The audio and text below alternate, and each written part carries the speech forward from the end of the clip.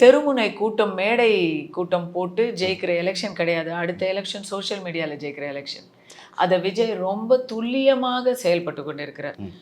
ஆனால் கரை சேருவாரான்னு கேட்டிங்களே, இது போதாது. விஜய் அவர்களுக்கு இருக்கக்கூடிய சினிமா பிரபலமும் சினிமா அன்பும் அவருடைய நடவடிக்கைகளில் கொஞ்ச நாளுக்கு தான்.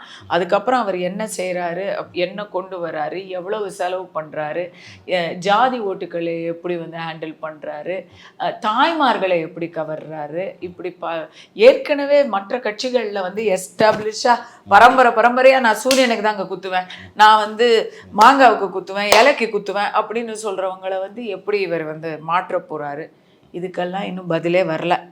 அதுதான் எனக்கு பிரச்சனையாக இருக்குது. ஏன்னா அவர் பூத் கமிட்டி மீட்டிங், அவர் கட்டமைப்பெல்லாம் சரி பண்ணுறாரு.